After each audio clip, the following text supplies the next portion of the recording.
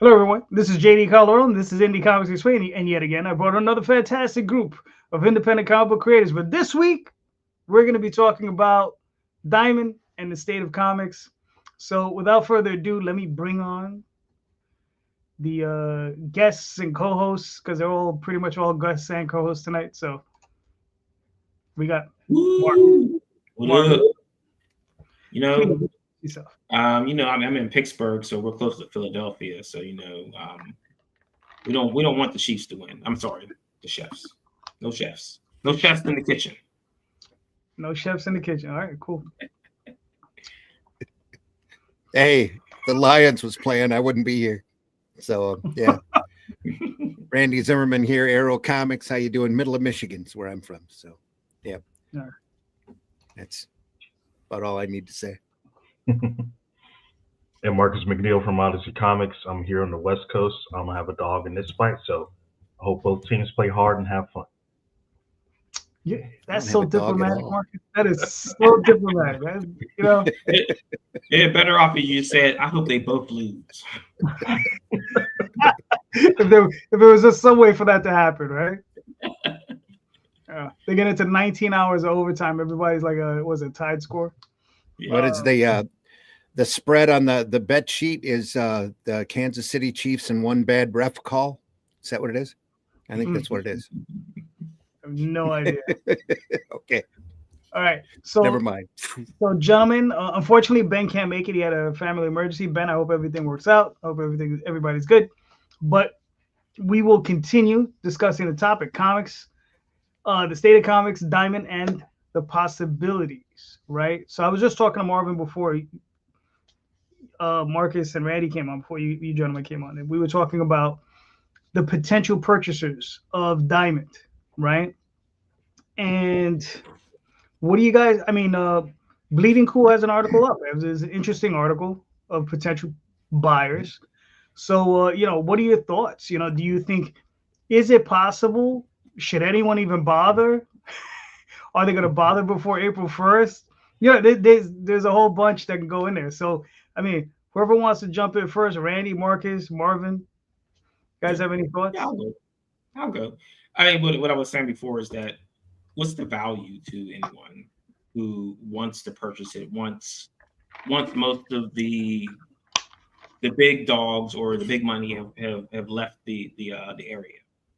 So without a Marvel, DC, Image, Dark Horse, Boom, whatever, what's the value to anyone besides Universal?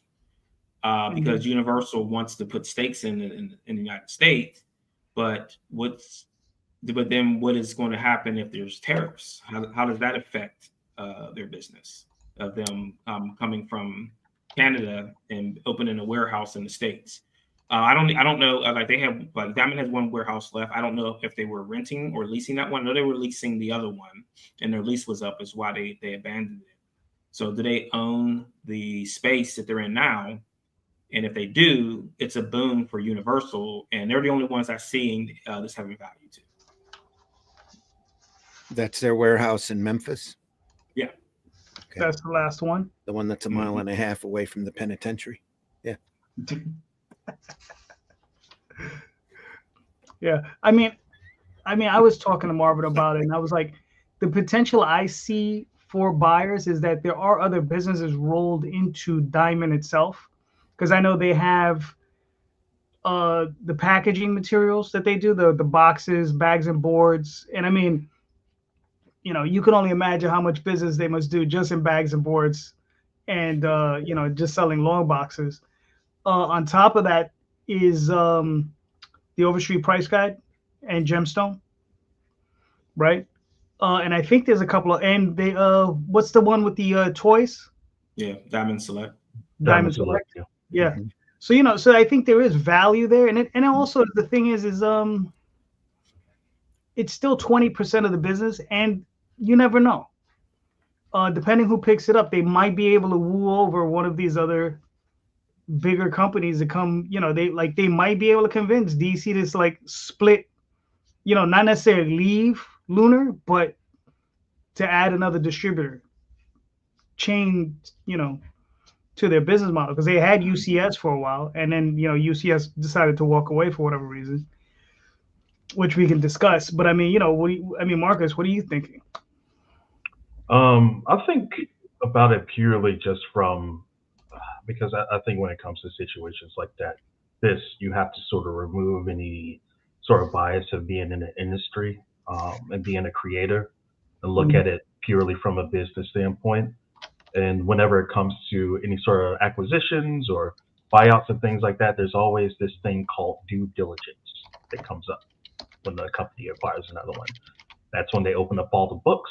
They look at the revenue versus the debt versus what, properties and things like that the company holds, and then see really first and foremost if it's viable. Typically, the issue that you see in situations where people are in bankruptcy looking for someone to buy them is through due diligence, you find out what their debts are. And obviously, someone is in bankruptcy because they have debt, and debt that they cannot pay off with where their current state of business is.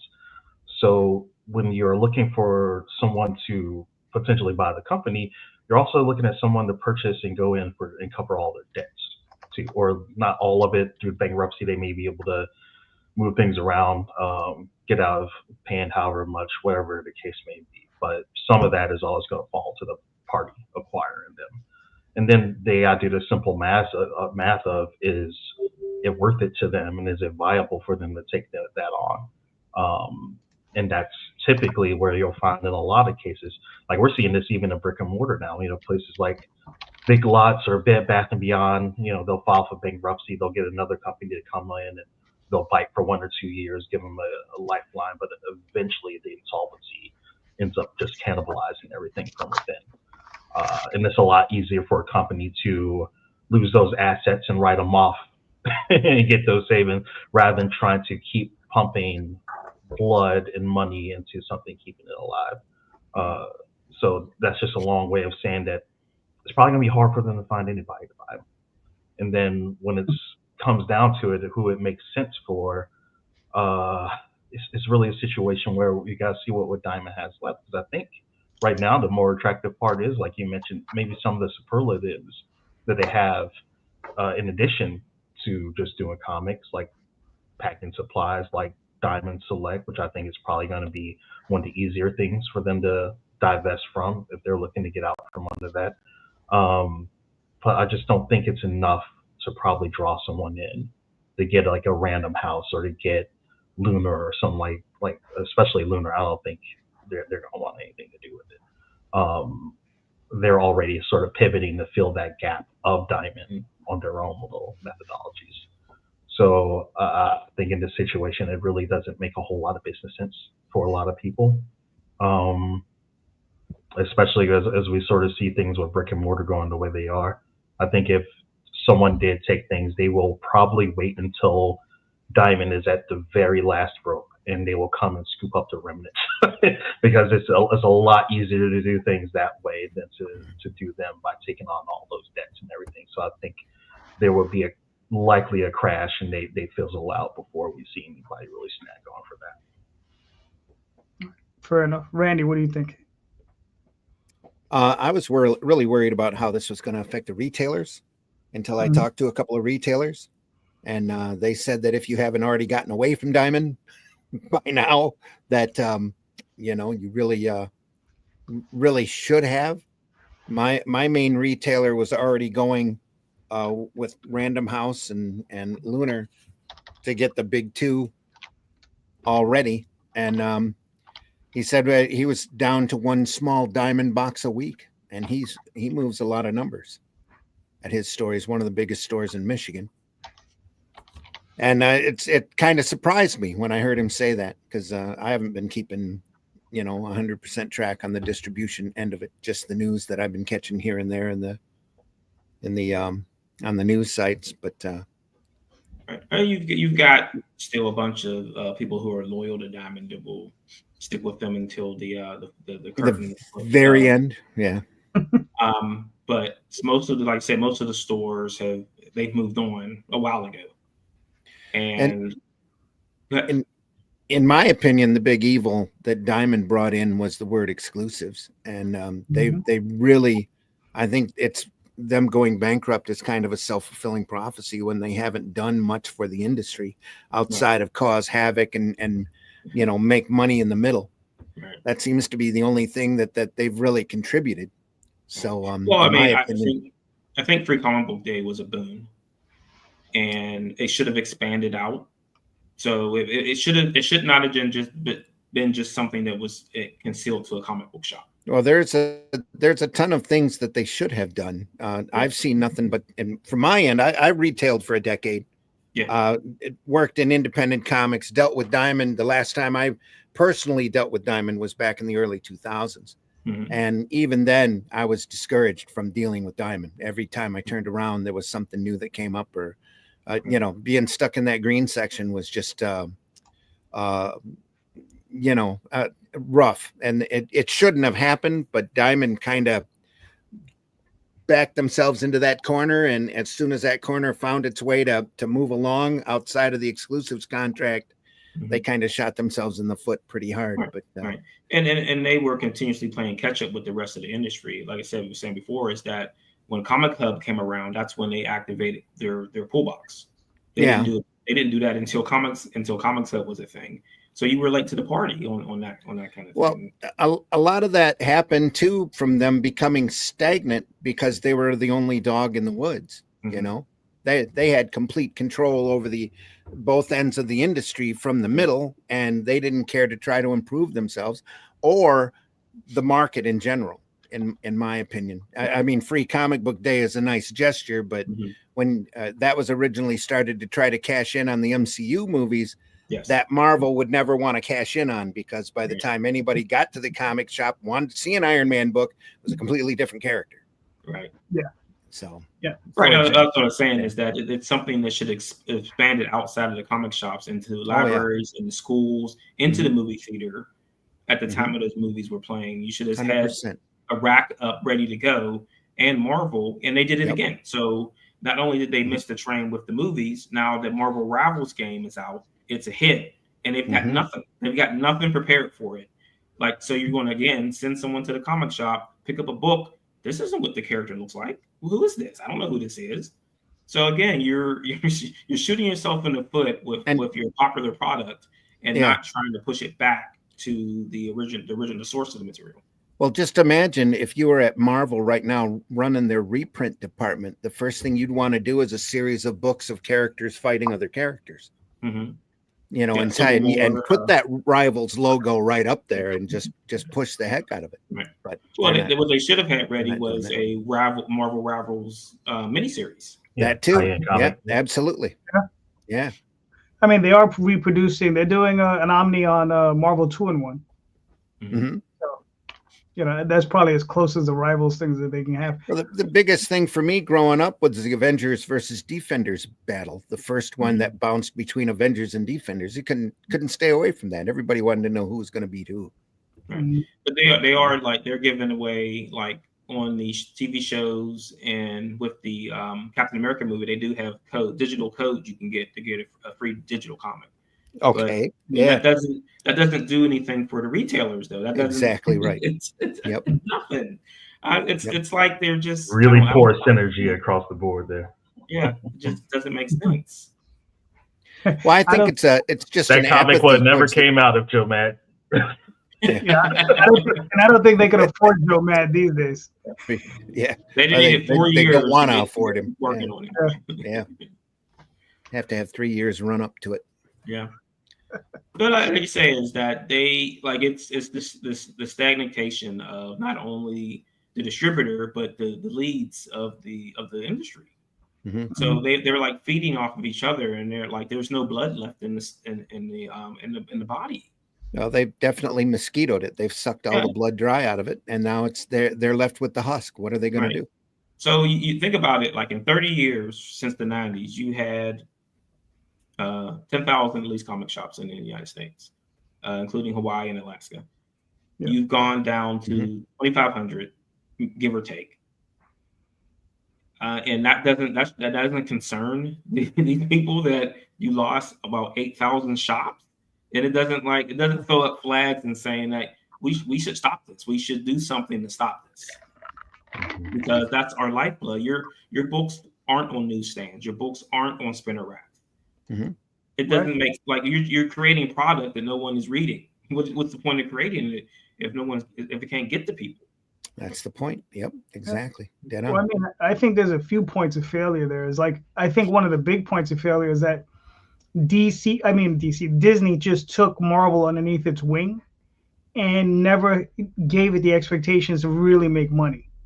Like, they didn't leave it as its own corporation and just said, listen, you're a wing of us. You're just a smaller corporation that runs underneath us, but you guys have to make money. They're always there, and they're always funded by what? Underoos and whatever else. Yeah. The publishing end, I think they just have to keep their heads above water just to keep Disney, happy, right? It says, don't lose any money, just make enough. And that's all they're doing. They're just making enough. That's why we end up with 50 covers. Like, what is it, 50 covers on a book? Mhm. Well, that's how they break even. Yeah. Yeah, and especially when you look at what they're doing too, because I mean, comics, especially compared to say licensing, Spider-Man merchandise, X-Men merchandise, stuff like that alone, because it's saying Marvel, but Marvel also has to do not the heavy lifting, but the portion of their end by marching out, a bunch of different books and a bunch of different covers for characters like that too. Yeah, I mean, I heard one. I think it was a guy Perch, where he was saying that he feels that Marvel and DC should just treat the comic division as R&D and just pump money into it, hire the best writers, hire the best artists, because that's the stuff they're using to fuel the movies and TV shows anyway. But if you have trash comics, you're going to eventually have trash TV shows and trash movies. Well, I think they're figuring that out, aren't they? Yeah, I know. That's the point there. I think that they're at. They're just like, oh, this stuff is not that great. Well, that and the fact that they feel the modern comics are so bad, they're telling their writers not to look at the comic material, make it up on their own. Mm-hmm. It's just a shame to see, because all of their money was made in fan service, pretty much all of MCU's money, and they're still riding on those fumes, even though they've wandered about as far away from it, I think, that they can at this point, especially when it comes to quality and writing ability. Yeah. Getting back to the original question, like, I live in New York City, so I was actually in Midtown Comics on Wednesday picking up the previews. Mm-hmm. And while I was in there, and I was telling this to Marvin before we got on the air, I was like, I saw one of the owners, right? And he's a guy I've been in and out of those stores for the last 20, 30 years. So I see these guys and like, hey, what's up, blah, blah, blah. You talk, a little chit chat or whatever. And we just started talking about whatever. And I just stopped and I just asked him, I said, you guys going to buy Diamond? And he kind of looked like a deer in the headlights, and he just stopped and he was like, we might. And I found that to be really interesting. And there's a list of that Bleeding Cool has, and they're on the list. They're UCS, right? That was the company that they were splitting it with Lunar with DC. And I've heard some people posit, like, why would they even bother, right? Because they had DC, and they said, no, we don't want to do this, right? My thought is that it could be that maybe they liked that extra revenue they were making from it, but they may have had the prettiest girl at the prom, but sometimes you can have the prettiest girl at the prom and she might smell a little funky. So, it could be that deal that DC cut for them. And mind you, I'm pretty sure DC was the one that gave all the terms. They were just not happy with it. Whereas if they're dealing with, a bunch of independent comics or, whether they're dealing with Dynamite or a bunch of other companies, they might be more apt to deal with that than to maybe deal with a company like DC. But who knows? I mean, it's a massive toss up on what they think they can get out of it. I mean, like I was saying before, is that we got pinged by Lunar, but what's our catch on that? Is like, are they serious about us, or are they just throwing a line out to see if we're going to submit something. I mean, I'll submit something, but doesn't mean that it's going to work out. I don't even know what their terms are. Like, I have no idea if their terms are worse than diamonds, better than diamonds, the same as diamond. But I mean, in that instance, it's like still up in the air as we try to figure out what our path is for retail. Mm-hmm. Yeah. You guys I think, we're in the mode of not just trying to count on those 200, 300 shops that we deal with. So I mean, we're in that end of, even though there's 2,000, there's not 2,000 ordering our stuff. Right. Mm-hmm. And the thing is ultimately, let's say, on that list is, what is it? Is Penguin Random House? Let me see. Lunar Distribution, Penguin Random House, Universal, which is the Canadian distributor. Mm-hmm. But I don't think they want the comics division, right? I don't think Lunar wants it because I don't think they have the bandwidth. Penguin Random House, I just think is too small for. And UCS, like I said, I think they might be the only ones that are really viable, and they might be the best stewards of it anyway. Because I don't know if you guys ever been to Midtown Comics, but they have a sizable independent section, of books to buy. They order everything we put out, so. Yeah. So and I mean, they always count on them. Yeah. Yeah. And that's the thing; they've always been indie friendly. And the other thing is whenever I've sold them stuff, I've always been like, there have been times I've been like, no, you could just pay me on the back end, and they were like, no, here's a check. They've always been like, here's a check, don't even worry about it. And that's how in every indie that I've ever seen them deal with has always been like that. It's just like, no, here's a check. But how did that play with the other retailers though? Would the other retailers be interested, would want to work with Midtown? They're already dealing with Luna, who's DCBS. I mean, it's at this point, it's like 2 of the largest retailers in the country just selling to other retailers, right? Yeah. I mean, and a lot of them were upset about that from the outset. They were just like, because DCBS is considered predatory, because they discount their stuff I love them. I buy from them every month, so I can't complain about it. But Midtown has a huge online presence as well, and they say between those 2 shops, I think they were like 8% of the market. Wow. Cool. Right.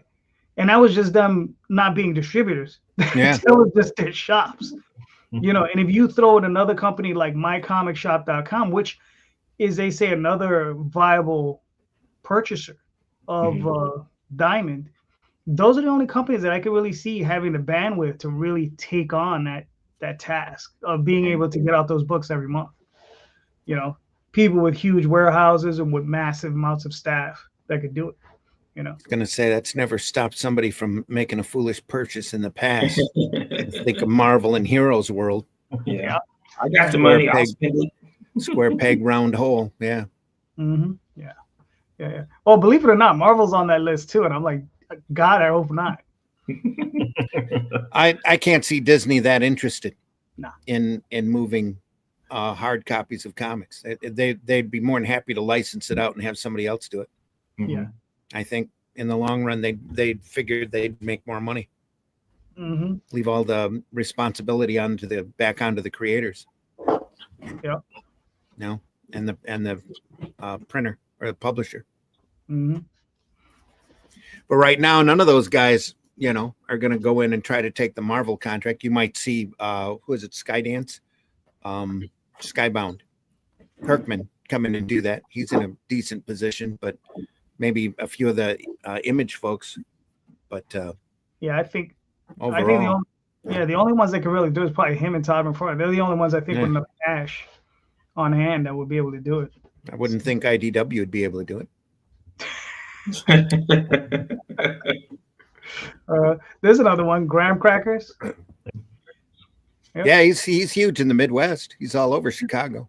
Yeah, I just found out we had one in my area in California. I didn't know they were out this way. A Graham Crackers? Really? That's cool. Yeah. Of course, I'm a Chicago boy originally, so that's chain I'm most familiar with. Mm-hmm. What's up, Hey, Alex? Allison. Hope you're doing well. Yeah. So yeah, I mean, what do you think of Marcus? I mean, what do you think? A lot of these companies can fold in or fold out. I'm more of a fan of things folding out. I'm at the point now, and I think we see this with things on the internet. We call it the enshittification of the internet, where everything has become crappy because it becomes centralized. Once you have these, big entities of Facebook and Amazon, Google, whoever the case may be, they consume so much and they centralize so much, and everything else sort of goes away, that they are under no sort of auspices to continue improving their service or to keep their things that they do make you pay for at a good price, and things like that. And everything's just been getting worse and worse and worse and worse.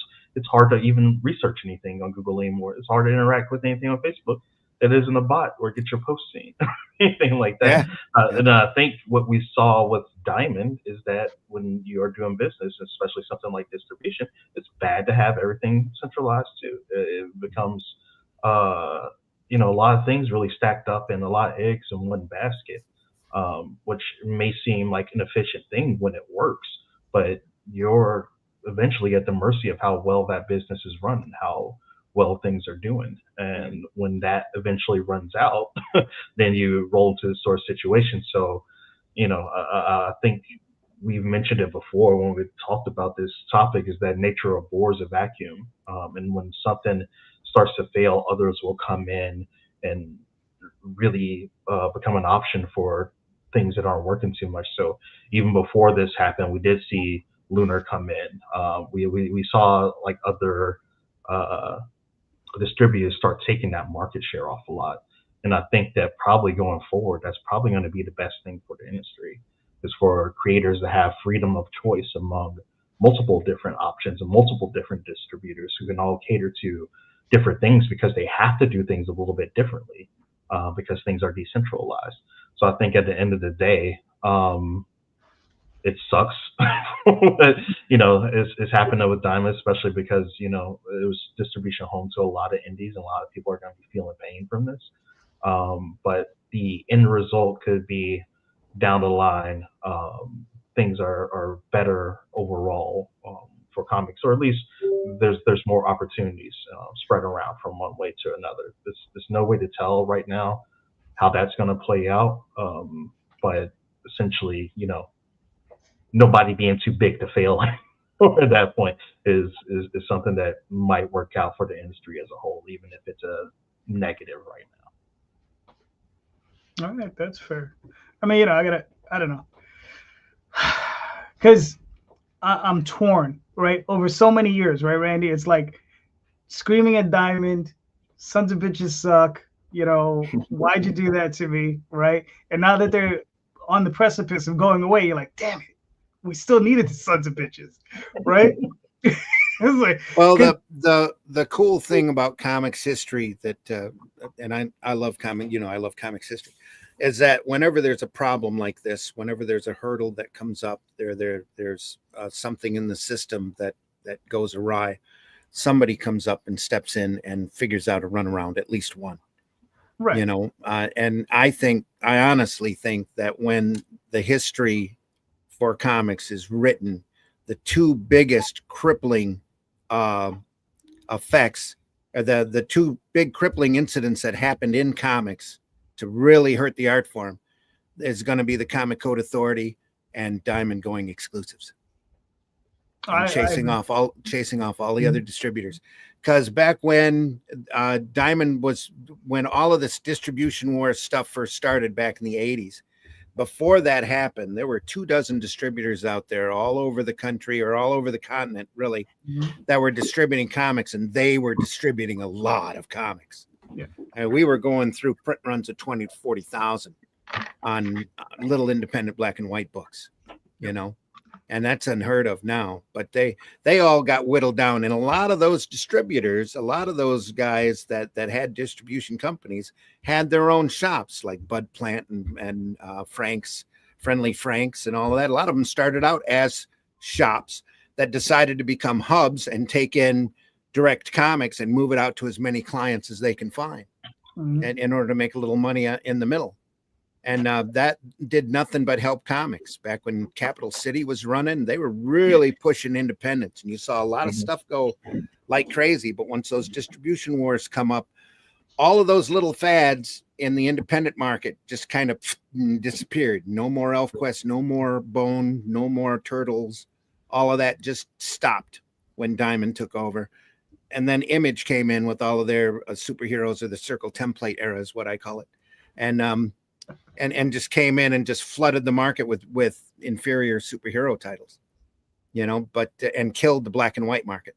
Though there were still a lot of really inventive black and white books coming out from a lot of very creative people that aren't around now.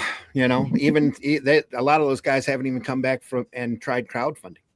But there was some pretty cool books back out during the 80s that nobody talks about anymore.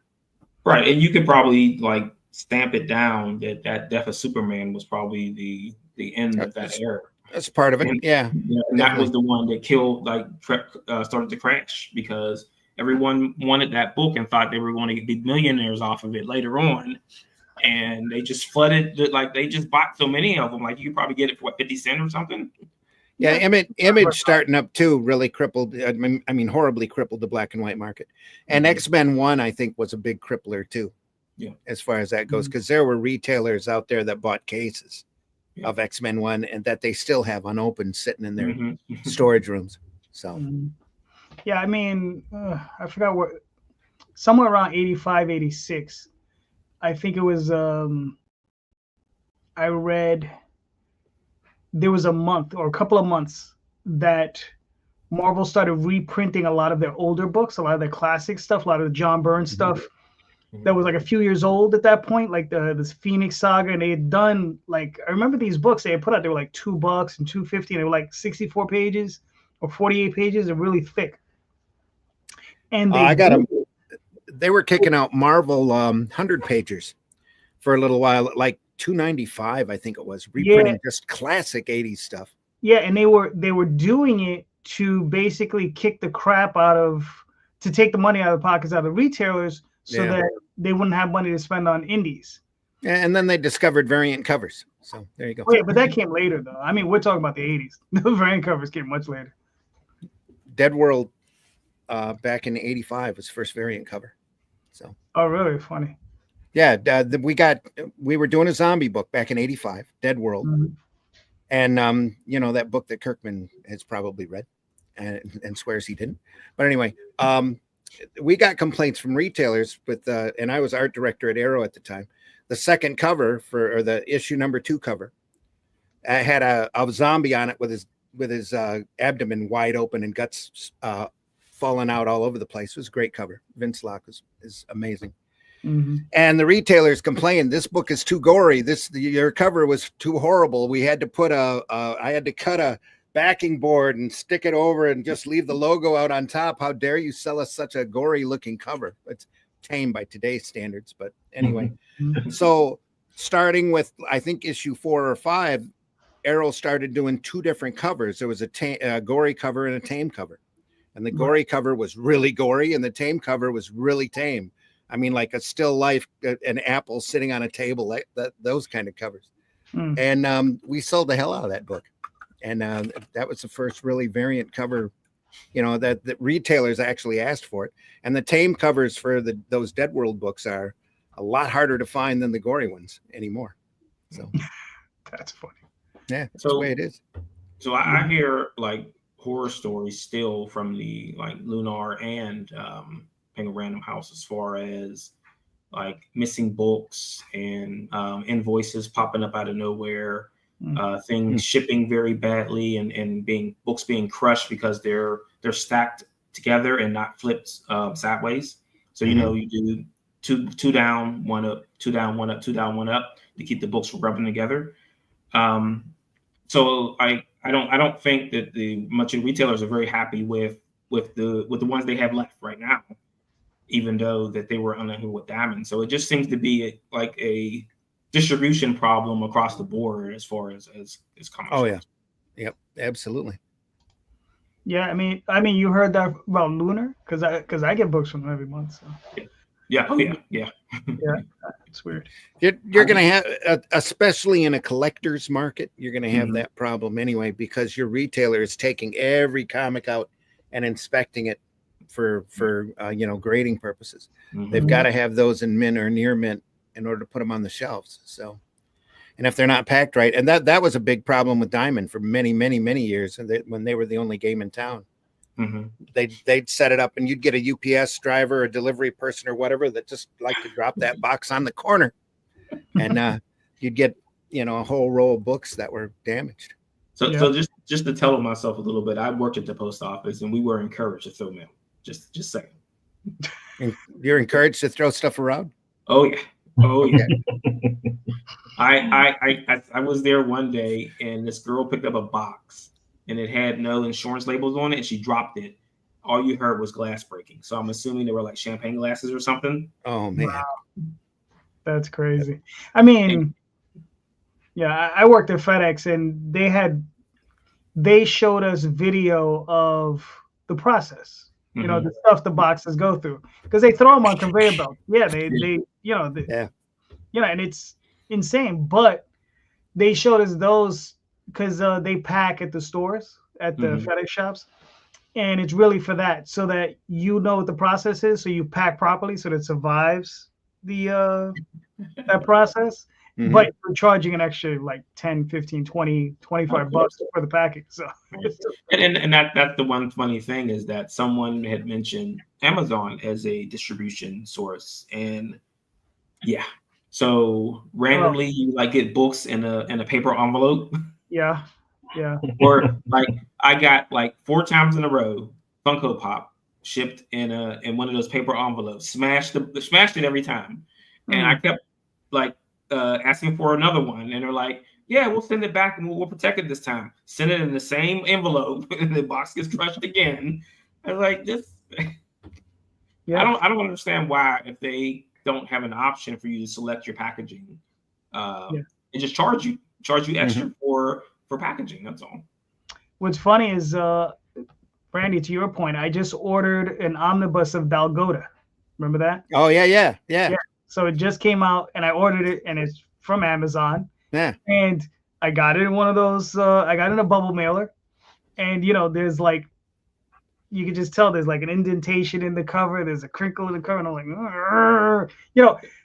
I'm like, I didn't send it.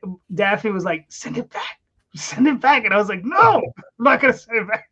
I'm gonna read it. Yeah, heck, it's still good. Yeah, I'm just gonna keep it here to read it anyway. So what if the corner's dinged? Yeah. But it is annoying though. It's just like, oh yeah, it's annoying. It's really annoying is then this is off topic, and sorry for that, but what's really annoying is getting books shipped to you from your print-on-demand printer in a box that has the whole corner of them, the whole. Oh yeah. I've seen that before too. The whole side corner just smashed. Yeah. I get no protection in the box whatsoever, just in a brown envelope basically, and sits out. I use comic impression, and like, as annoying as it is, they ship it with a box inside of a box. As annoying as it is, having to open 2 boxes, I feel crazy for shipping it like that, because it cannot get. There's no way for it to get damaged because it's in 2 boxes. Yeah. No, because because my printer, they shrink wrap the books, and then they wrap them in bubble wrap, and they put them in the boxes, and it tends to survive. Once in a blue moon, I'll get a ding, and I'll be like, want to curse out. Far between. Yeah. So here's a question for you. If Diamond folds, what happens with Free Comic Book Day? It's free for no one anymore. Yeah, who knows what'll happen there. So it's a boon for shops though. They get a lot of traffic in those shops on that day. Shops can make their own Free Comic Book Day. But they're overstock. Yeah. But then you also have local comic shop day that's done by Comic Square. They do that in September now. Yeah, but I think that's an important question too, Marvin, because I think lot of creators by extension, do that too. Like I typically participate in the free comic book days. I might have some exclusives for free comic book day that I am giving away and burn through, but they're like mini conventions, and some of them are more lucrative. And 4 hours of being there for free comic book day, I'll do more than I'll do at a 3-day convention. Right, and you didn't have to pay for a table or didn't have to pay for nothing. Yeah. I go home. So everything is profits. Like we do really well on free comic book day, and we sometimes we split the team up and we go to different shops. So then that's not only is that help us as far as gaining traction and money, but being visible in those stores so they know that we care to help generate sales for them. So I mean it was like when we were down there this last year, more than 30 people walked into that store. I'd never even been in here before. Never been in here. I was just walking past and I saw the sign, free comic book day, free stuff. Oh yeah, I'm in for that. So I mean if that goes away, then you're losing revenue, because I believe that most shops that's the busiest day of the year. It's like Black Friday for them. Right. Yeah. I know at Midtown Comics, like there's a line literally down the block trying to get into the store, and it's crazy. I'm like, they're just free comics, and most of them aren't that good. Well, no, but it's the illusion. Oh yeah. You just sell ultimate sign that says free, and people will come and say, "Well, what do you got?" Yeah, and they have the opportunity to buy the good stuff. So right. Yeah. Right, and that's the marketing part. Is like, I want you to come in here and get something for free, and more than likely you're going to pick up something else before you leave the store. Yeah. Like I said, the store exists, and you'll come back again another day. Yeah. I mean, like I was saying, I'm like, I think Midtown would be good stewards of Diamond if they got a hold of it, because they're one of the few stores that when a Marvel movie does come out, they have a rack that they clear out, and depending on what the movie is, they'll fill it with whatever's appropriate. So if they have the Iron Man movie come out, that rack is filled with Iron Man trades, from top to bottom, so on and so forth. Well, what the comic shop that runs the Three Rivers Con does is when the show's coming around, they put on the rack labels with all the people who will be at the show with their books. Sure. So you can grab it there and take it and get it signed. Mm-hmm. So I mean, it's marketing. It's like you have to be able to market events, and like some of these stores do a really good job of that. Some of them just like lackadaisical, don't care. Yeah, this is true. Marvin, well, this affects you. I mean, seriously, like, if Diamond does go away, how does this affect your business? So I was saying this before is that, or maybe I said, we talked about it on Friday, is that we deal with like 200 shops. Right. If I was to push the panic button and say, well, we don't have any way to get books to you, we have to go direct. I might pull 100 to 50, but then now it's my responsibility to pack and ship to 150 stores. That's detrimental to me. Right. I mean, that's a Kickstarter, and it takes me like a week to ship things for a Kickstarter. Right. And like shipping the stores, because it's going to be a larger amount of product, it will take longer. Yeah, it takes a lot longer to pack. Yep. Mm-hmm. Yeah, and then your other partners, would you be shipping their books as well? Yes. Gotcha. And are they close to you? So you just have a packing party? Yes and no. So everyone is here except for DP. He moved to Atlanta. Mm-hmm. So that makes it a little difficult. And we had one of the other curators is also in Atlanta. So it'd be, hey, because I don't want to send multiple packages. So it's like, hey, you have to ship your books to me. Now I have to pack everything, and now I have to send them out the door. So again, now that's waiting for their stuff to come in. I'll have to unpack their stuff, repack it, because so now do I buy like a shrink wrap machine? Now because I bag and board everything I send. So now I'm bagging and boarding 50, 60 books.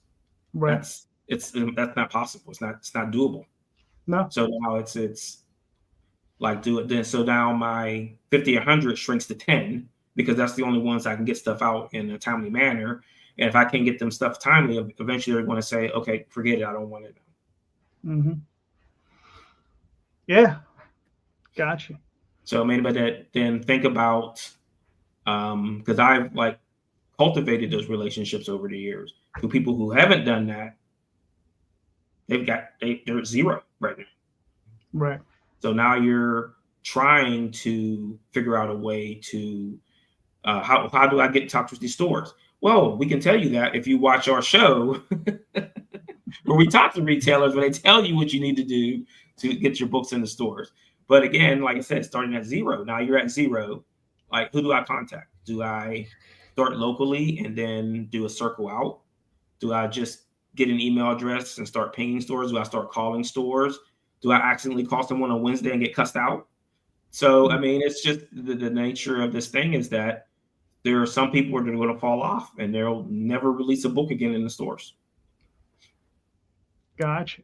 They'll be, yeah, go ahead. Sorry. Well, Marcus, I was, and Randy, you as well. I mean, because you're still doing Arrow. Mhm. I mean, do you foresee a point where you're going to try to get into retail shops?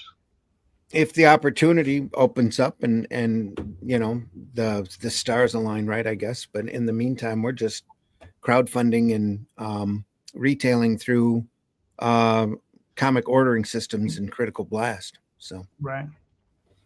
Gotcha. we looked at it. We're still looking at it. We're also looking at a digital option of getting our stuff online. But right now it's baby steps, one little bit at a time. So I'm still waiting for that ideal. I still think that somebody here in the North America is going to figure out a format that's going to be accessible and physical and pretty inexpensive and pick back up again. But I think it's going to take years for recognition to bounce back up again, I think. So have you looked at ICV2 yet? We have looked at them. I don't think we've gone or done anything in their direction. But we know that they're out there. Yeah. They recently sent out an email saying that they were getting ready to start doing marketing to retail stores. Okay, cool. Well, then Luke probably got a hold of that. Which I assume is going to be at Comics Pro. So that's in 2 weeks. Cool. So I mean, if you get something listed on there, they said they would like push products that are listed on the site to the stores also. So if you have something listed, they'll push it. Sweet. Good. No, that's good. So I mean, the same thing for you, Marcus. I mean, you're producing a lot of books. I know you're going primarily digital and online, but retail. I mean, you have any thoughts towards that? I mean, what are you looking at? Yeah, because the retail side is something that we're trying to dial up this year. Like I think I said on Facebook the other day, we got one book that's in the direct market right now, and that's probably going to turn to 12 to 14 books in the direct market. Cool. As we end the year, and a lot of that is just us finally being able to hit trade on a number of things and like some new projects that are coming down the pipeline that are a little bit friendlier in that regard. But I'm one of those people where I always think of both problems and solutions holistically. And that's really like kind of the bad thing about me too, because it's not just like, I want to get my books in shops and I'm just going to do the thing and find distribution. No, I'm one of those heady assholes who has to like think like, but how can I make this better? How can I change things? Or how can I pivot into a way that I feel like is not necessarily just scratching my back, but solving a grander problem, like at the end of the day. That's where my mind is for distribution. And that's a harder thing to do. And that's also what keeps me from doing things a lot. But I only think about that because I recognize maybe I possibly have the ability to affect something and change something. So I want to explore avenues. I'm one of those people where like, always got to walk my own lane, and I always got to like hold my own cards. And that's really hard to do in the distribution world. And for comics as it's set up right now. And I also recognize like as a whole where things are kind of going for the industry too. is this is going to sound really like a paradox right now, because I just said earlier how centralization is bad when it comes to distribution. On the industry side, we actually need like a little bit more centralization, because we have so many creators, we got so many publishers um, who all want to have the same goal, but it's hard aligning things. And I think, with Diamond, the situation there where it was the place where things could, on the indie side, could be coalesced together, we're going to lose that to a certain regard, especially once the floodgates open to, other avenues, whether it be, ICV2 or whatever Lunar has planned. It's going to be hard fighting for spaces in that sort of situation. That's So I'm, a dog eat dog situation. yeah, it's going to be dog eat dog, and we know how comics is. You know how it is, crabs in a bucket. That's that's what we come down to. So the mud raking and everything like that, I can already see it potentially getting really ugly. I mean, that's one of the things that we as Comicsburg tried not to do, was to kick anybody down. Like, I want to put a ladder down and drag you up the ladder if I have to, which is why, like, to me, I feel like that in our current environment, is that not only are we losing people who are reading comics, you're not going to have creators. Right. That next generation of creators isn't going to exist. And that's the one thing that we are trying to do. Like, we're doing some stuff with online high schools right now, next month. And we're going to expand that as far as it'll go into the colleges and to the schools, to like foster some kind of community around reading and creating comics before it's too late. Like, others aren't fostering anything. They're not doing anything to get that gleam in that eye of that 7-year-old, but with the books, but with the movies, and they just like, it's that quick fast, 15 minutes of something. And you got to get them to slow down and relax. But those movies aren't going to do that, because it's just flashing, blinking lights all over the place. Yeah, I even see with that with my own kid, who he'll ask me sometimes, like, "Oh, why are you doing that?" And ChatGPT can do it for you, or why are you doing this or that when this thing is easier to do? And I try to explain to him, like, I'm doing the work because the work is the work. And he doesn't like understand, like the younger generations don't understand that concept of like the doing is the do. It's not the end result. It's knowing how to take care of that and do it and create and craft. Everybody's younger generation has that problem. Yeah, that's it. The kids, as they get older, realize what work was about, and then quick I think it changed with my generation a little bit, because I think with millennials, we had access to the internet, and it's like, oh my God, I could go on YouTube and just learn something and do it. And like, I don't have to pay for it and do stuff like that. So, we started, really getting to more of the, artisan and bespoke things, and enjoyed doing that until the world made all that horrible for us to do. And I think a lot when it comes to the distribution side, and like really how things are going for us, like this year, with Odyssey, it's weird enough, because I'm shifting, I was saying we're shifting more from like just being like a straight up publisher to being like more of like a development house, like collective in a weird way. And even from like the actual business side, like we're not, a corporation anymore. We're technically a, co-op, because, some of my co-creators and employees and stuff have ownership within the company. They get a stake in lieu of, salary and regular payments and everything like that. And again, that's just me also being like, hey, if you're contributing, you're helping me get to where I want to be and need things to be, then you deserve to have like a piece of the pie when things like that come down. So really kind of in a weird way, like you guys know what the Criterion collection, of course, is. A Criterion when it comes to movies. Criterion doesn't produce movies of themselves. Like they'll, distribute movies that are already completed, repackage them, remarket them. The culture that they're doing around the product is about what they're doing. We even have the YouTube channel they have now, where people come and they shop in the Criterion collection closet and they pick out the movies and talk about the movies they like and things like that. I think that's sort of like the space we want to occupy a little bit more. Of course, always doing our originals, always doing our creator-owned stuff like that.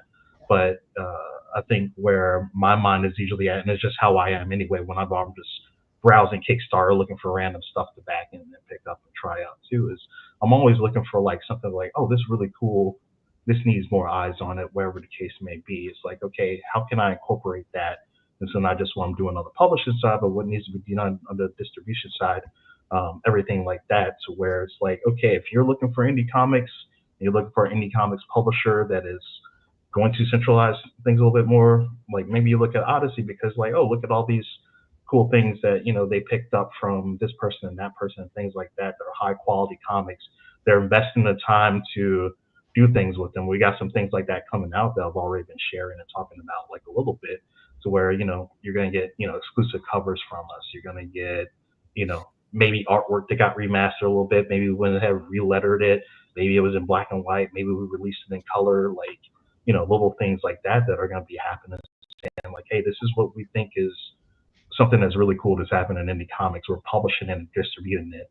Like, that's going to be our avenue to make that happen. And it's for us, like right now is like, the traditional book resale market is what we're going through, but I'm trying to find a way to interact with the shops that is going to be something that's not just like another guy on the phone call, another guy sending the email, another guy walking in doe-eyed with his box of comics in his hands, dropping off for commissions. Like, how are we also changing the culture around how comic shops are engaging with the creators and displaying their stuff? Because I think that's what happens to a lot of us. The comic shops will pick up the books, but if we go in, we're probably going to be in the $1 bin in the back within a couple of months. At the end of the day, that's not helping us. That's not helping us reach readers. That's not helping the comic shop make sales. That's not fostering the community. What can we do on that side to do things? So I'm thinking about exploring options with like end caps and PDQ boxes. Yeah, I don't know if people know about those and things like that too much. Like, actually like be a presence in the store. So it's not just like, okay, there's Odyssey with 50,000 other indies that's on the racks or wherever the case may be. Like, oh, here's the Odyssey spot. Here's the Odyssey box that's on the table somewhere in the shop or at the end cap or something like that. What's in this box for, this quarter or what's going on? That changes things like a little bit. Right. Well, that was going to be one of our step ups this year, was sending out those standees with our logo all over it. Mm-hmm. To shops that we're asking for them. Right. And they're expensive. It can't be cost prohibitive. Yeah. I mean, it's just you just like that's your marketing budget, and you just try to you got to eat it sometimes, and you just you put the things in the cart, close your eyes, and hit the button sometimes. Right. Yeah, right. And then you just hope you recoup those costs later. I don't know. I think Randy and I are fed up with end caps and. Not if it would make us money. Yeah, wouldn't be that fed up with it. But yeah, true. It'll be a long time before I get into another weirdo distribution deal. That's for sure. Yeah, it's gonna have to prove a lot of stuff to me before we get into that again. Yeah. Over on Bleeding Cool, right now is a what is happening to Free Comic Book Day under Diamond bankruptcy article. They just posted. What did they say? Free Comic Book Day is owned. I can post it if you want to. I can share. I wouldn't want to. I don't know how they feel about anybody putting up this stuff. So. Oh, it's on the internet and it's not behind a paywall. Okay. It's all yours. I see how it is. Yeah. All right. I can read it. Free Comic Book Day, owned by Diamond. The company has filed chapter 11. We already know that. They're pointing out that everything's good for this year, that everything's probably already printed and in the warehouse. Right. And that both Lunar and Random House are doing books for Free Comic Book Day. So it's not going to go away. Oh, okay. So I said, at least not this year. Distributors are fully stocked with them, ready to send out to stores if they're still operating as they intended. Copies are meant to arrive in stores in the middle of April before the bankruptcy period is over. Some sites have reported the 1st of April as the bankruptcy cutoff date, but that is wrong. However, some titles available in bundles of 10, 20, or 25 or 50 will only be available from Penguin Random House or Lunar, with singles through Diamond, especially from publishers such as Mad Cave, Vault, and that recently left Diamond in total. Right. Yeah. DC, the April 1st isn't DC titles. Go ahead. Oh no, you were freezing. Sorry. That's the date for them to do layoffs. Is April 1st, not for bankruptcy. Yeah. DC titles will only be available through Lunar, and then they give a preview of what's going on. So everything's good for this year. Right. Yeah, they have a listing there for Penguin also. So I guess Penguin is shipping books for Free Comic Book Day also. Oh, that's cool. Well, I mean, and here's the other thing: massive comics. I don't know if anybody saw that they're going to be sub-distributing through Lunar. I mean, what are you guys thinking about that? I mean, do you think that's a viable option, right? Because I mean, they're by what I saw, by what I heard the guy talk about on another podcast, he was like, it's a $500 buy-in, right, per listing, per title, right? Mm-hmm. Well, I don't think it's per. I think it's per listing, not even per title. Because I mean, if it was per title, like if you had like, I don't know, my book, The Oswald Chronicles, and I paid him $500, is that going to cover the year? I don't think so. I think it just covers like October. One listing. Right, that one listing, right. And then they tack on another 3% on top of whatever Lunar takes as their cut. So I mean, do you guys think that's even viable? I mean, as a business model for guys like us, because obviously I don't think. I mean, you know, I don't even know who would be interested. To be honest. Yeah, that's kind of a tough one too, especially if like you've been doing it for a while, you've explored with everything. Just like, you know, we're with Ingram right now, so why would I potentially go with massive, pay them $500 where I have my own distribution setup? It costs me $0. I go and I upload my files, I get my proofs, I sign off on everything, I set my own prices, I do all that stuff. So it's like it's a little bit. It feels. I think it's. I don't want to like talk down on it because I think it's a cool thing potentially, but I don't think it's going to be a solution that works for everybody. I could see potentially maybe some more mid-tier people like possibly like going into doing that and then partnering with them for it, but you know it's going to be volume driven, or the potential for volume is going to be that, because you of course got to recoup on that buy-in, and if you don't even think you're going to be doing it, which some people might not, then it's already a non-starter for you. Right. Yeah.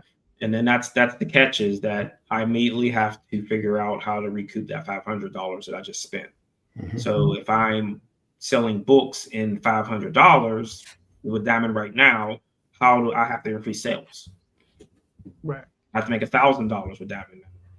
With Lunar. How do you do that? Yep. Right. Yeah, because I mean, you know, when you crunch the numbers, I mean, what a high end.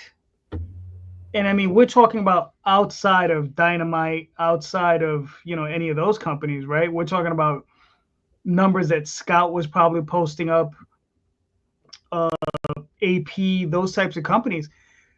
Their highest selling books are like 4,000, 4,500, and that's their highest selling books, right? Their medium range books, 1,500 if they're lucky.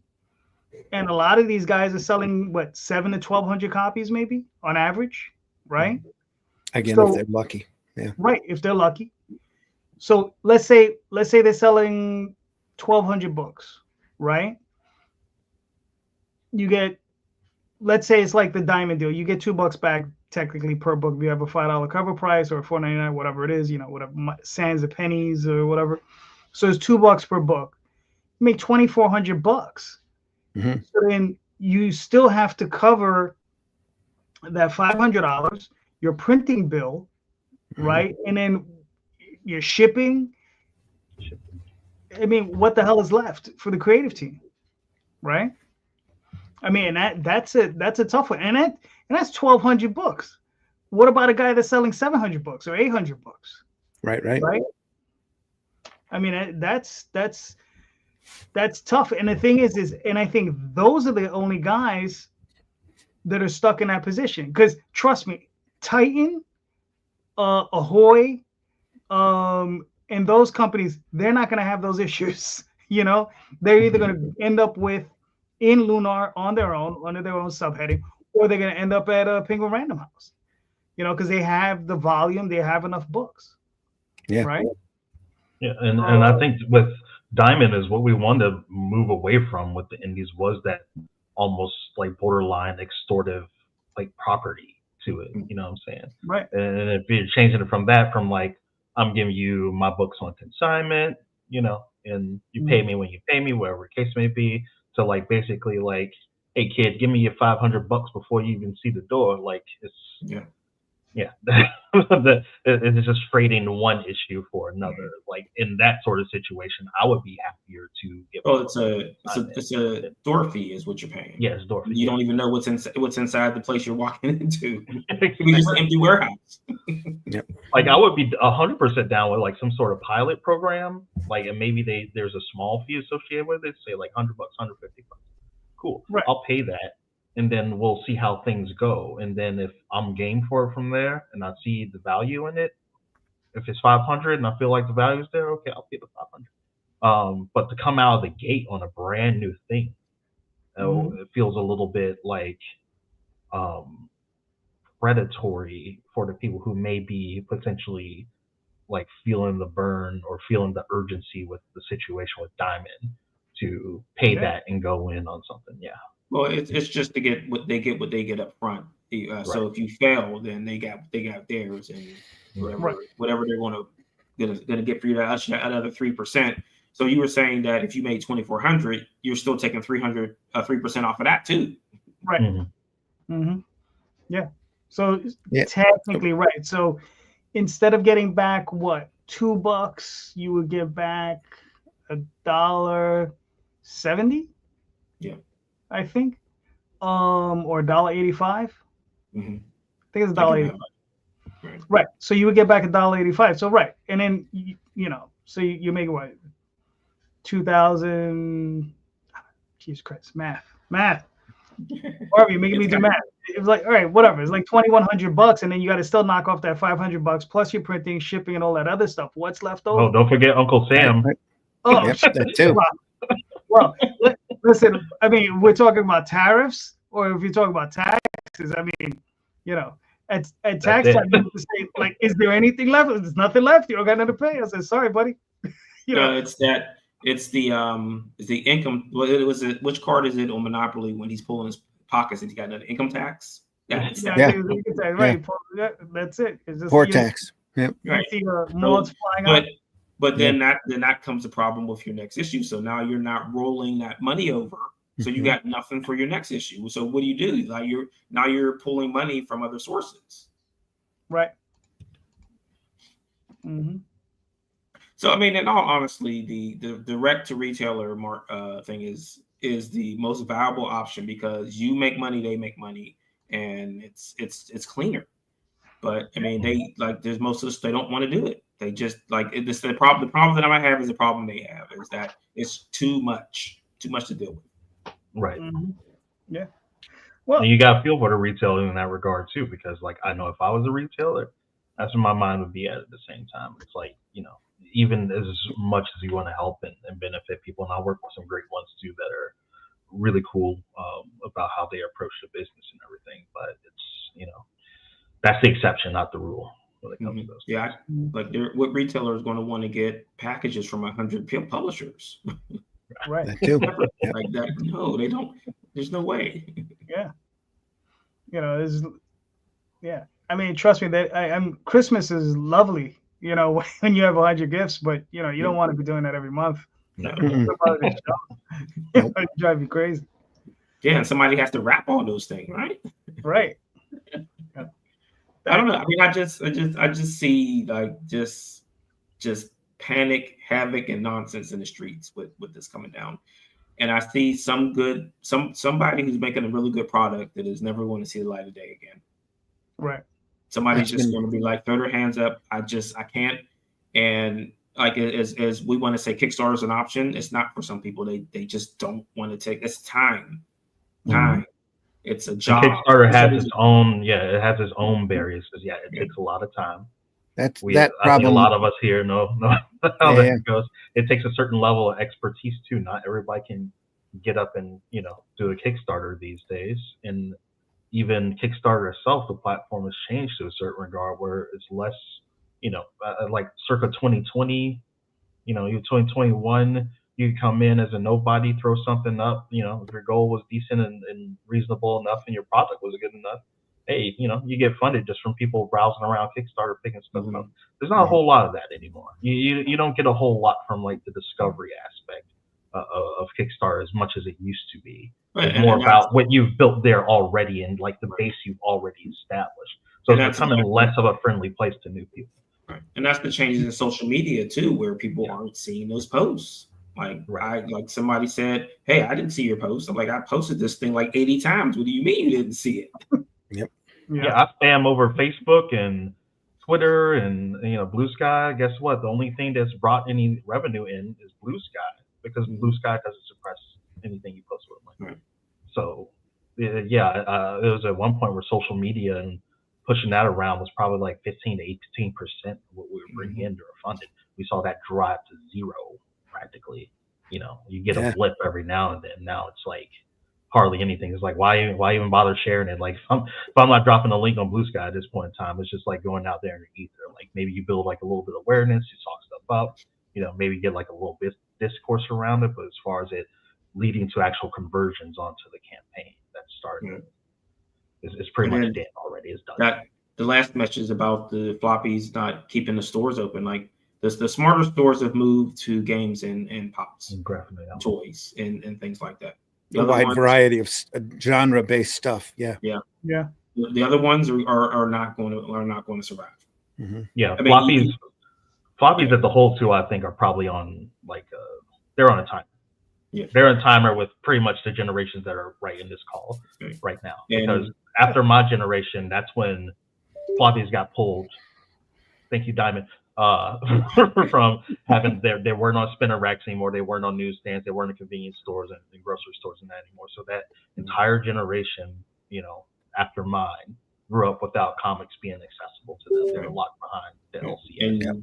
And they can't survive that of Marvel and DC either. You have to have those other books that once someone drops an Avengers, you need to point them at another book. You don't want to lose a customer. You can't just say, oh, we don't got Avengers. If you don't like Avengers no more, I don't know what to tell you. See you.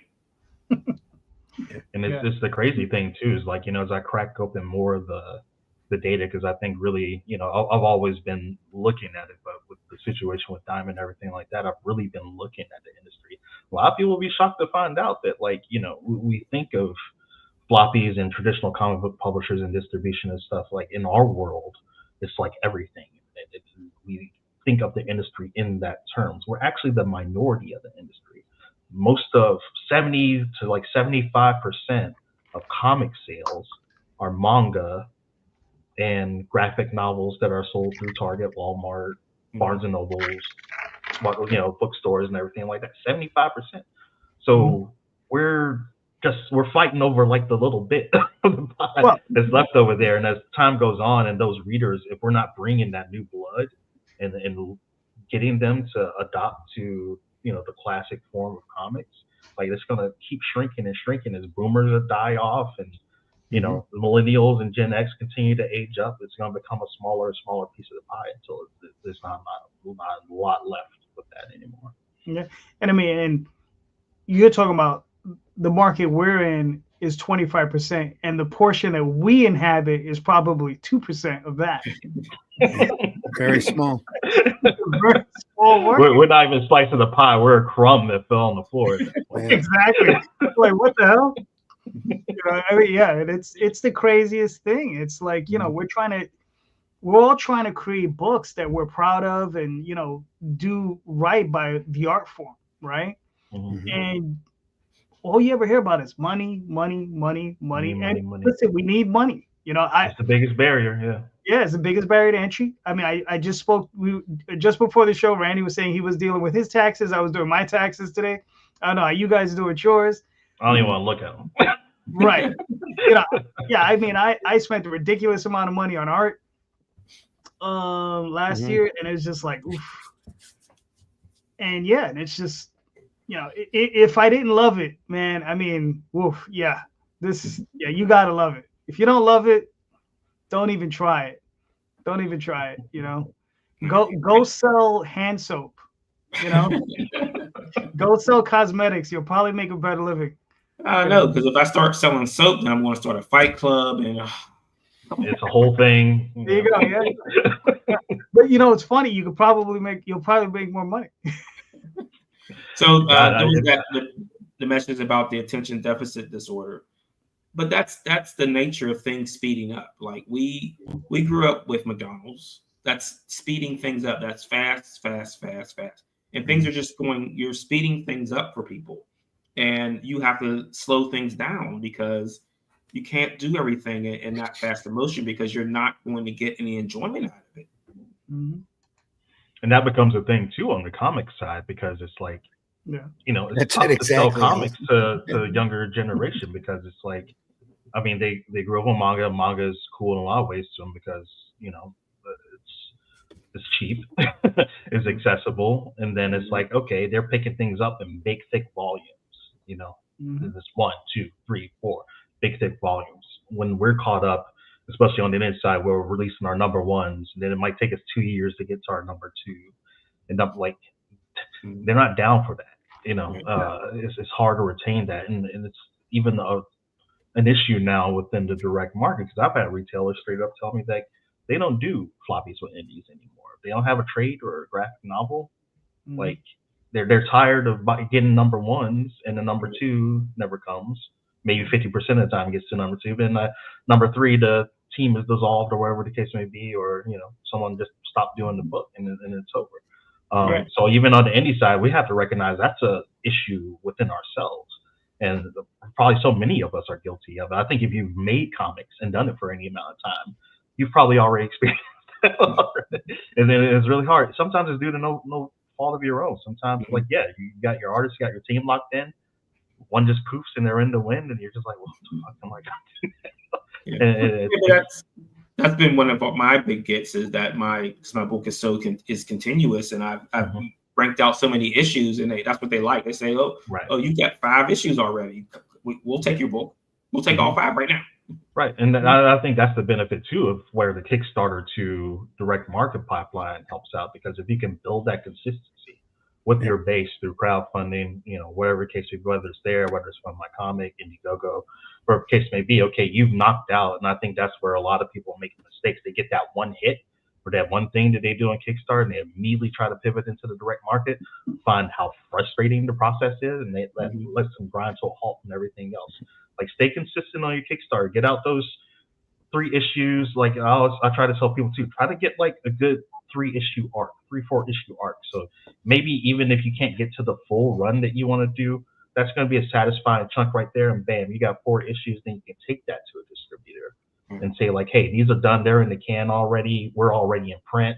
Like, we're just waiting on the word go, and we can get everything done. That makes the likelihood of success like a lot higher.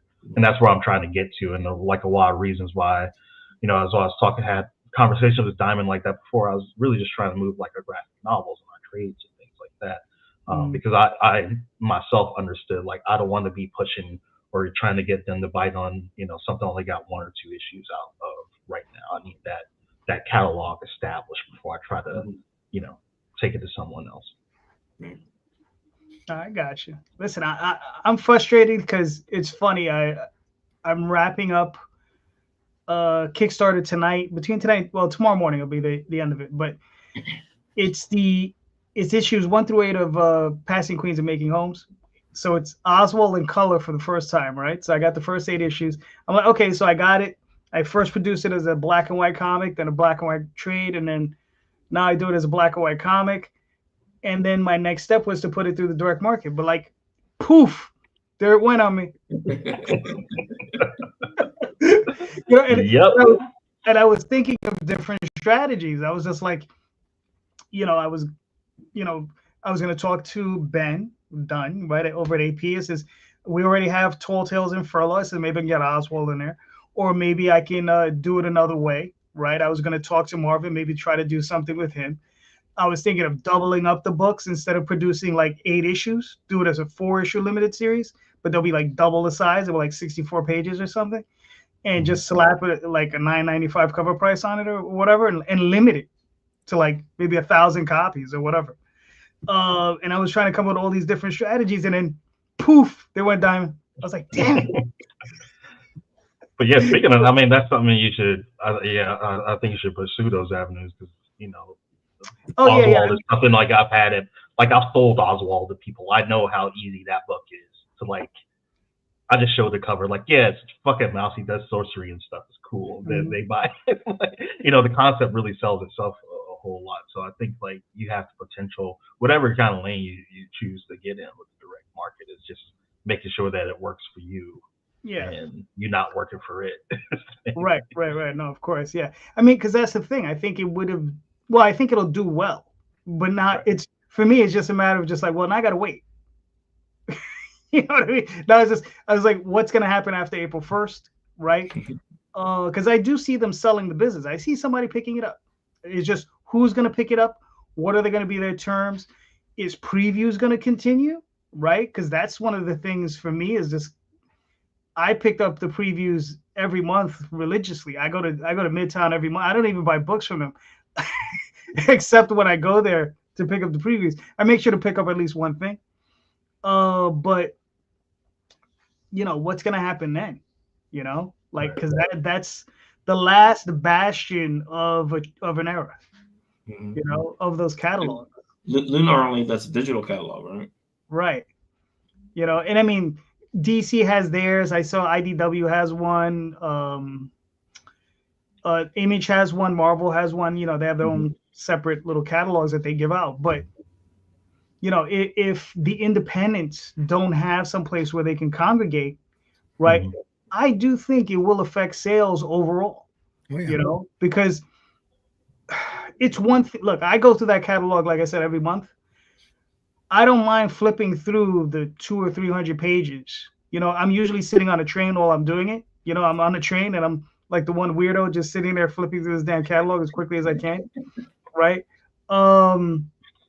But flipping through 300 pages of listings on a website, that might be much. That might be much. Right. And then it's also, like you're just going to in the catalog, you have your own physical space and you'll flip through it and you'll find it. You go to a website like Amazon, how the hell do you find anything? Right? Like, I mean, are they going to have a monthly catalog? Is it going to be attached to a bigger web page that's going to be like, okay, so issue 1 is available, but you can also or issue 5 is available, but you can pick up issue 1 through 4. You know what I mean? I mean, I don't know. It's gonna get weird. So I don't know. Like I said, I'm just gonna miss previews if it goes away. That's all. So. Right, but previews always be a good thing to check out too. Yeah, and I think the additional thing is with indies, and I think that's where we all have to recognize sort of the collective power that we have is that when anything cool starts taking place in comics, it comes from the indies. The indies are like the what's a good word to describe it? It's like where the taste making is done. It's where people can take the most risk and the highest amount of creativity is being done. Like if I go pick up a Spider-Man comic, I know exactly how the line art is going to look. I know exactly what the colors are going to be like. I know what font they're using for the text. Like, there's nothing experimental about it. It's just, it's mac and cheese. But indies they're gonna push something creatively. And you look at things like I think one of the big standouts is someone like Daniel Warren Johnson, Right. and his work and everything like that, and how he really like captivated his eye. And you see books now really starting to like feel like books that he's done and things like that. Every time there's like this revolution, it starts with an indie project first, and then it adopts to like the rest of the media. So our presence is necessary because the big publishers are just going to keep cranking out the same shit because that's what sells for them all the time. They don't even know what is going to be like the next thing that hits. Like the indies are going to be closer to like the pulse of what the next big thing is going to be, and the bigger publishers just extrapolate that with the more money and things like that they can have. So yeah, it's something that's worth fighting for because I think the future of comics is reliant upon that. Mm-hmm. All right, gentlemen. I mean, I called it earlier. It's going to be a short show tonight, so I think we've made it to the hour and a half mark. So, in closing, does anybody have anything else they want to add or throw in real quick? Well, with the Shadow Kingdom and Atlantean books that we've been doing, we've been lucky finding other publishers from other countries are approaching us and asking to translate. We just signed contracts to be done in Danish, so we'll be all over Denmark with Shadow Kingdom and Atlantean, and kind of hope we pick up a lot more. Yeah, that's another viable. It doesn't matter what language you read in, as long as you're reading. That that's what's important to me. And that's cool too. We'll have reading my stuff. Foreign market books going this year too. We're gonna have one French translation book in Spanish, and then probably another one is Serbian. And then United Kingdom. It's not a different language, but we're getting that whole side of the pond set up. Yeah. It's too bad there's not an agent out there willing to take on IPs like this and ship them around to other publishers throughout the world, because that would be one agenting fee I would be happy to pay. Yeah, I'm lucky enough that my assistant director does that like for me. So she's the one that's going to London and France and all the UK, EU markets and talking and shopping and making the deals happen and working with the teams and everything. So it's been a massive boom for me, 100%. Yeah. Oh, that's cool. All right, very nice. So, gentlemen, we're done for the night. Randy, where can they find you and your work, sir? Well, if you really want to talk to me directly, your best bet's probably Facebook, at least for now. But there's the Shadow Kingdom is available, and Atlantean 1 is available through the Ingram system, Barnes & Noble, Amazon, criticalblast.com especially has it listed. If you go through Critical Blast, we get a slightly bigger royalty percentage from them. So go there. Atlantean 2 is going to be available on Fund My Comics starting in March. That's when the campaign starts for that. And Russ is in the inking stage on that. It's completely penciled. It's a fun story. If you liked Atlantean 1, you're going to love Atlantean 2. I think we're really hitting our stride with that. Other than that, I'm going to be at the Great Lakes Comic Con at the end of February here, February 21st through the 23rd. I'm a guest there. Looking forward to, we're going to be doing a panel there on independent comics and independent publishing that I'm really looking forward to. Kevin Eastman's going to be a guest there, as well as Sam Jones from Flash Gordon. Anyway, he'll be there.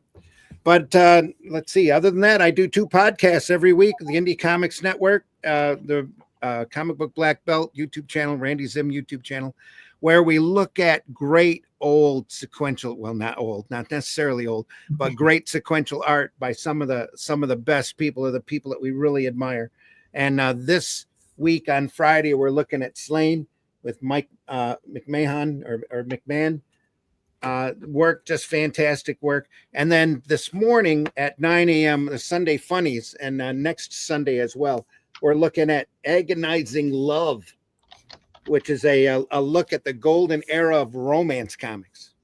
Nice. And we're archived over at the Indie Comics Network, so check us out. We've looked at a wide variety of stuff, a bunch of experienced comic professionals, old farts, that just love this stuff, talk about it and examine it. And we just we do it because we love it. And we've looked through a lot of stuff over the years, the last couple of years that we've been doing it. So check us out. All right. So Cool. now I'll be quiet. All right. Marcus, Thanks for having me on. Listen, always. Marcus, where can they find you and your work, sir? You can find us at odysseycomics.com. I think this week we're going to have some new comics that we're rolling out too. So it'd be a good time to check that out. We usually run a little bit of discount and promotion so people can pick up other things. Then we got Slight Return, our original graphic novel, funding on Kickstarter right now. Got about 10 days left. We're at 63%. I would love it if we could hit about 66, 67 by the time Tuesday, Wednesday rolls around. That puts us perfectly on track to hit funding by the end of the campaign. And yeah, of course, aside from that, you usually catch me here. It's not going to be too long while I'm back. I know that much. This is true. Yeah. Marvin, where Yes, can we sir. find you and your work, sir? You can find me on the edgecomic.com, comicsburg.com, and here every Saturday, usually around 2 o'clock on YouTube. Very nice. And, most Sundays you can find me here, Facebook, Twitter, all those different places. But most importantly, on Kickstarter, Passing Queens and Making Homes, the Oswald Chronicles 1 through 8, in color for the first time. So go check it out. There's literally, I think, only 14 hours left. So if you want them, go get them. And even if you don't want them, go get them. No, anyway. So thank you, everybody. Buy for a friend. Yes, buy it for a friend. Buy it for your friend, your nieces, anyway, whatever. But thank you so much. And also remember, everybody, in the show notes is links to everybody's pages, everybody's, if they have any Kickstarters or whatever, go click on those links, go buy those books. Because all of these gentlemen here, they're all making fantastic books, they're all making great books, and they deserve your help and your support. And even better, they deserve, or I should say, you deserve to read their work, right? Go check out the work. The work is good. The work is great. So go check it out. We're doing you a favor if you think about it. Exactly. So there you go, everybody. So just remember, read more indie comics, especially ours. Have a good night. Yep. Thank you. Take care.